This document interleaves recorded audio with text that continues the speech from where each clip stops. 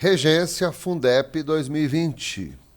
Os verbos destacados a seguir estão corretamente classificados quanto à sua transitividade nos parênteses, exceto a questão de regência fala que o verbo exige ou não preposição. Já sabemos essa dica. Agora, precisamos associar a regência à transitividade, ou seja, se o verbo exige complemento, se ele rege complemento, precisamos olhar esse complemento, porque ele pode transformar esse verbo transitivo em verbo transitivo direto, transitivo indireto. Se não houver regência, ele pode ser intransitivo ou também verbo de ligação. Letra A. Causou-me certa irritação ler um folheto. Na realidade, na letra A, nós temos uma inversão sintática. Observe. Que causou-me certa irritação? Ler um folheto. O sujeito está aqui. Então, ler um folheto causou-me certa irritação. Causou. Causou o quê? Certa irritação. Causou a quem? A mim. Trocando por um pronome pessoal do caso oblíquo, ficou me. Se eu tenho um objeto direto aqui e tenho um objeto indireto aqui, o a mim é indireto, transformado em me, eu tenho um verbo bitransitivo, ou seja, transitivo direto aqui e indireto aqui. A letra A está correta, mas estou procurando pela questão incorreta. Então, vou riscar. Genes que favorecem a resistência. Favorecem. Favorecem o quê?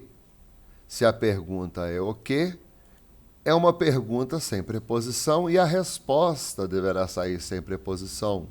No caso aqui, na resposta, tem um artigo definido feminino singular. Favorecem o quê? A resistência. A resistência é um objeto direto, fazendo com que o verbo se torne verbo transitivo direto. A letra B está correta. Como eu estou procurando o exceto aqui, olha, o errado, eu vou retirar a letra B. Letra C. A justificativa apresentada preocupou-me. A justificativa apresentada preocupou quem? Eu. Como eu não posso colocar o eu aqui, eu sou obrigado a usar um pronome pessoal do caso oblíquo, me. A pergunta é, preocupou quem? É um verbo transitivo direto, pois apresenta um objeto direto. É importante notarmos que cada verbo possui a sua regência. No caso aqui da letra A, causou a quem? A mim. Na letra A eu tenho um verbo transitivo indireto. Na letra C eu tenho preocupar. Preocupou quem? É diferente. Eu não posso generalizar esse me conforme isso ou aquilo. Eu tenho que olhar para o verbo. Então, na situação da letra C, quando eu pergunto preocupou quem, eu encontro o me. A pergunta do quem é uma pergunta para o objeto direto. Sendo uma pergunta para o objeto direto, o verbo é transitivo direto e não transitivo indireto.